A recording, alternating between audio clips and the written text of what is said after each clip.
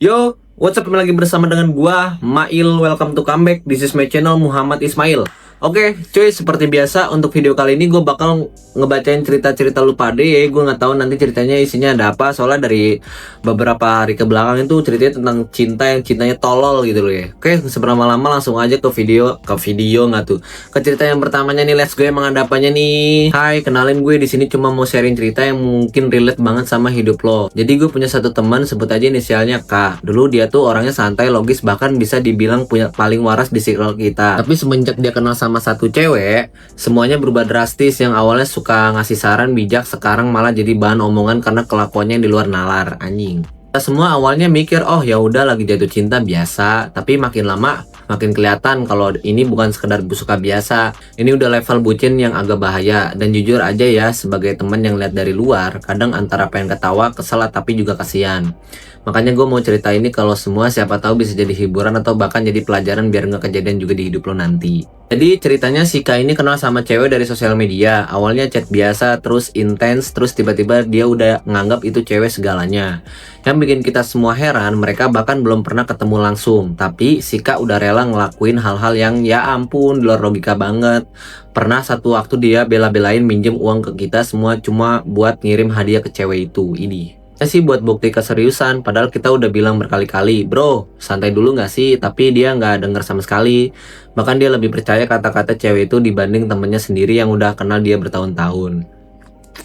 Itu kita mulai sadar ini bukan cuma cinta biasa, ini udah bikin dia kehilangan cara berpikir yang sehat. Dan jujur aja, itu momen pertama kita ngerasain kalau si K udah mulai berubah jauh banget dari dirinya yang dulu. Yang lebih parah lagi, si K mulai ninggalin banyak hal penting di hidupnya cuma diem si cewek ini. Cuma demi si cewek ini. Kuliahnya berantakan, kerja sampingannya dilepas, bahkan waktu nongkrong sama kita pun jadi jarang banget. Setiap ditanya, jawabannya selalu sama, gue lagi fokus sama dia. Ini sebel, aing maja, bagong. Padahal yang kita lihat dia tuh kayak lagi ngejar sesuatu yang belum tentu nyata. Si cewek ini juga kadang muncul, kadang hilang, tapi sikat tetap stay, nungguin tanpa kepastian. Kita udah coba berbagai cara buat nyadarin dia, dari ngomong baik-baik, bercandain sampai marahin, tapi hasilnya nihil. Dia tetap kekeh sama perasaannya. Dan di titik itu kita mulai ngerasa kalau dia bukan cuma bucin, tapi juga udah kehilangan prioritas dalam hidupnya sendiri. Rasanya sedih sih ngelihat teman sendiri berubah cuma gara-gara seseorang yang bahkan belum tentu tulus ke dia. Sampai akhirnya kejadian yang kita takutkan pun beneran terjadi. Si cewek itu tiba-tiba ngilang tanpa kabar dan semua kontak Sika diblok. Anjing. Di situ baru kelihatan banget dampaknya. Sika bener-bener down, kayak kehilangan arah. Dia nyesel tapi semuanya udah kejadian. Uang udah keluar banyak, waktu udah kebuang, dan yang paling parah, kepercayaan dirinya ikut hancur. Kita sebagai temennya tetap ada buat dia, walaupun jujur dalam hati ada rasa kan udah dibilang dari awal. Tapi ya namanya juga temen, kita nggak ninggalin dia. Pelan-pelan kita bantu dia bangkit lagi walaupun prosesnya nggak gampang. Dari situ juga kita belajar, ternyata cinta kalau nggak dikontrol bisa bikin orang jadi kehilangan dirinya sendiri. Dan itu bukan hal yang relevan, itu bukan hal yang keren, tapi justru bahaya kalau dibiarin terus-terusan. Jadi dari cerita ini gue cuma mau bilang ke lo semua, cinta itu emang indah, tapi jangan sampai bikin lo jadi orang yang beda banget dari diri lo sendiri. Betul, tetap pakai logika, tetap punya batasan, dan jangan gampang ngorbanin semuanya buat sesuatu yang belum jelas. Kalau lo punya temen kayak si Kak, jangan capek buat ngingetin walaupun kadang nyebelin. Dan kalau lo lagi ngerasa ada di posisi Kak, mungkin ini saatnya lo berhenti sebentar dan mikir ulang. Segitu dulu cerita dari gue hari ini. Makasih banget buat lo yang udah dengerin sampai habis ya. Thank you juga buat lo udah nge-share nih cerita temen lo yang tolol lagi nih. Oke, next cerita selanjutnya ada apanya nih? Hai mas, kali ini gue mau cerita tentang temen gue, sebut aja inisialnya Z. Dia ini dulunya tipikal orang yang santuy, nggak neko-neko, dan paling males soal percintaan. Tapi semua berubah sejak dia kenal sama satu orang yang katanya beda dari yang lain. Awalnya kita semua support dong, karena ya siapa sih yang gak seneng lihat temannya bahagia. Tapi makin sini kelakuan si Z tuh makin bikin kita semua geleng-geleng kepala. Bukan karena dia bucin biasa ya, tapi bucin yang udah masuk level. Kok bisa sih kepikiran kayak gitu? Dan jujur aja cerita ini tuh antara lucu, gemes, tapi agak bikin pengen nyadarin gitu. Makanya gue mau share ke lo semua biar bisa jadi hiburan sekaligus pengingat juga. Jadi ceritanya si Z ini dekat sama seseorang yang hobi banget ngasih tes kesetiaan. Awalnya sih receh, kayak disuruh kirim pap atau harus reply chat dalam hitungan detik anjing.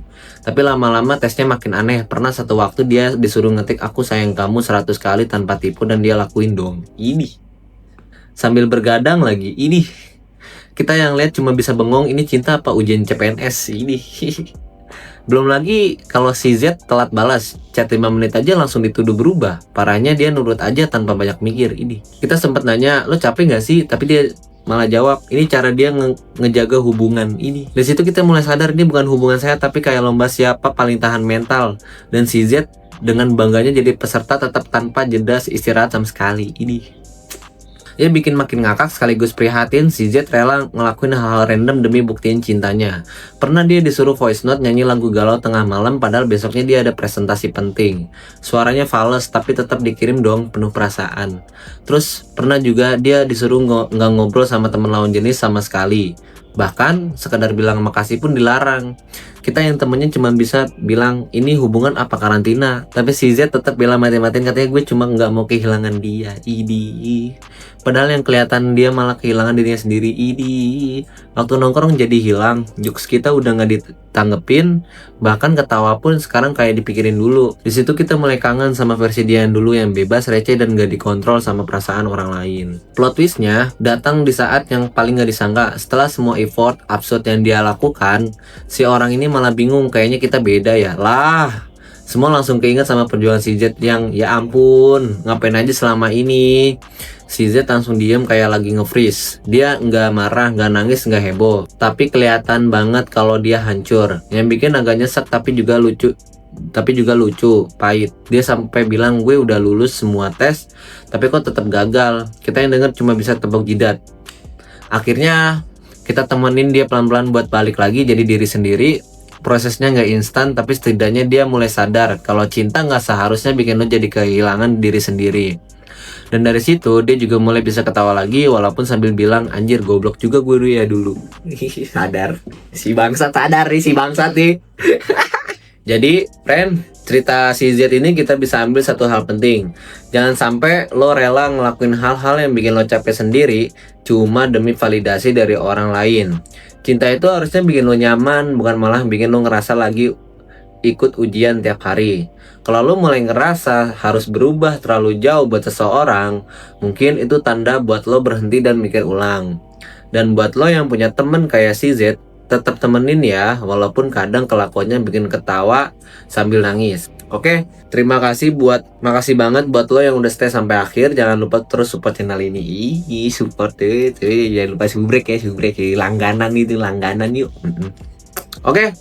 Cuy, satu lagi ya, karena gue mau pergi gitu. Hai mas, kali ini gue mau spill tentang temen gue, kita sebut aja inisialnya Y. Dia ini dulunya terkenal paling cuek kalau urusan cinta, bahkan sering banget jadi tempat curhat kita soal hubungan. Tapi entah kenapa, begitu dia ketemu satu orang ini, semuanya langsung berubah 180 derajat. Yang tadinya paling logis sekarang malah jadi paling gak masuk akal. Awalnya kita pikir ya udahlah ya, namanya juga lagi suka, wajar kalau agak beda. Tapi makin lama tingkah si Y ini makin bikin kita semua antara ngakak, heran sama pengen nyadarin. Bucin sih bucin, tapi ini levelnya udah kayak ya ampun kok bisa segitunya ya.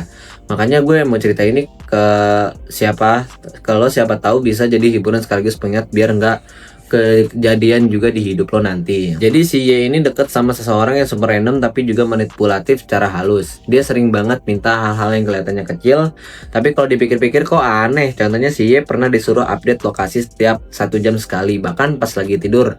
Dan lucunya dia beneran pasang alarm cuman buat kirim lokasi.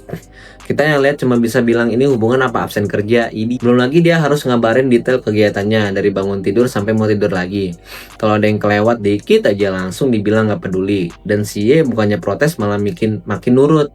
Katanya dia nggak mau bikin pasangannya overthinking, padahal yang kita lihat dia sendiri yang jadi overthinking tiap saat. Dari situ kita mulai sadar ini bukan hubungannya sehat, tapi kayak dia lagi dikontrol tanpa dia sadari sama sekali. Yang paling bikin kita ngakak sekaligus kasihan, si Y pernah bela-belain hujan-hujanan cuma buat nganterin makanan ke orang itu. Padahal jaraknya lumayan jauh dan dia lagi nggak enak badan. Alasannya simpel biar dia nggak kecewa.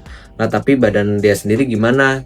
Terus pernah juga dia rela nggak makan siang cuma karena lagi diajak video call berjam-jam. Kita sampai bilang lo pacaran apalagi ikut live streaming 24 jam. Tapi dia tetap santai soalnya itu hal yang normal. Bahkan setiap kita coba ngingetin dia selalu punya pembelaan sendiri. Katanya cinta itu butuh pengorbanan. Iya sih, tapi kalau pengorbanan cuma satu arah itu bukan cinta, itu capek sendiri. Dan di situ kita mulai sadar si Y udah terlalu tenggelam sampai lupa cara naik ke permukaan lagi. Akhirnya yang ditakutin pun kejadian. Si orang ini tiba-tiba berubah dingin tanpa alasan yang jelas.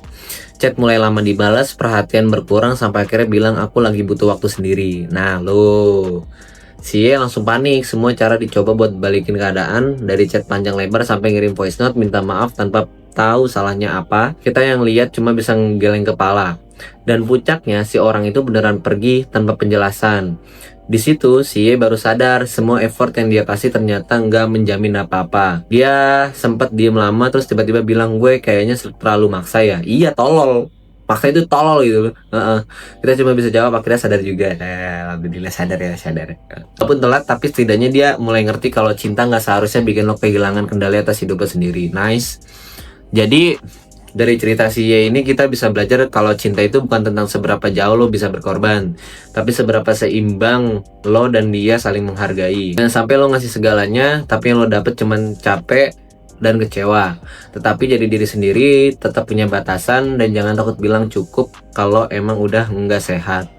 Dan buat lo yang lagi ada di posisi kayak si Y, mungkin ini saatnya lo tarik nafas dan mulai mikir ulang. Oke, segitu dulu cerita dari gue. Makasih banget buat lo yang udah mau nemenin sampai akhir. Thank you juga buat lo yang udah nge-share cerita teman goblok lo ya kesini. Tapi ini seru sih. Oke, cuy, mungkin segitu aja untuk video kali ini. See you next time-nya. Peace. Enjoy.